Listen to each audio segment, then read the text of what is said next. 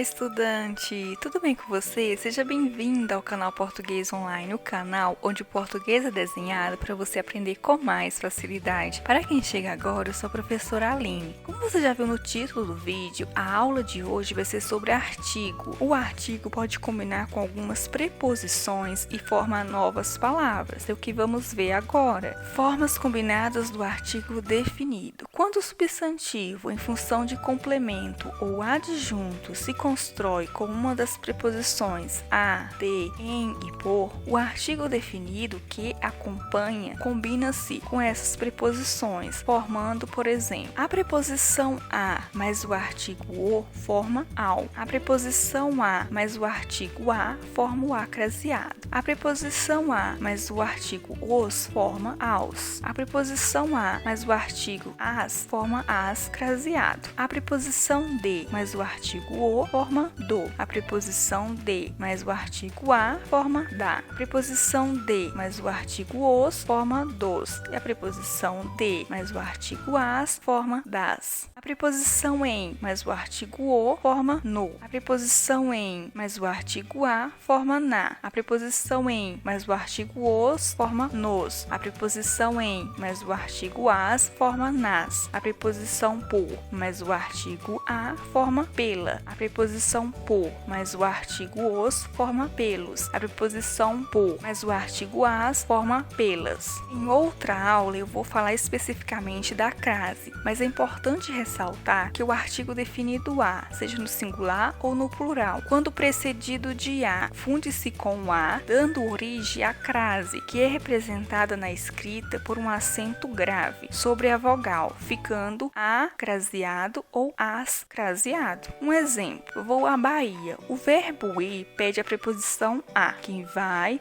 a algum lugar. Já o substantivo Bahia também pede o artigo. Logo, há a fusão desses dois as, ficando vou à Bahia com o a craseado. É importante que você domine o emprego correto da forma feminina do artigo definido para usar corretamente a crase. Tudo certo até aqui? Agora vamos para as formas combinadas do artigo indefinido, que também é bem fácil. O artigo indefinido pode contrair-se com as preposições em e de, formando, por exemplo, em mais o artigo um forma num, em mais o artigo uma forma numa, em mais o artigo uns forma nuns, em mais o artigo umas forma numas, de mais o artigo um forma dum, de mais o artigo uma forma duma, de mais o artigo uns forma duns e de mais o artigo umas forma dumas. Então por hoje é isso e até mais, tchau!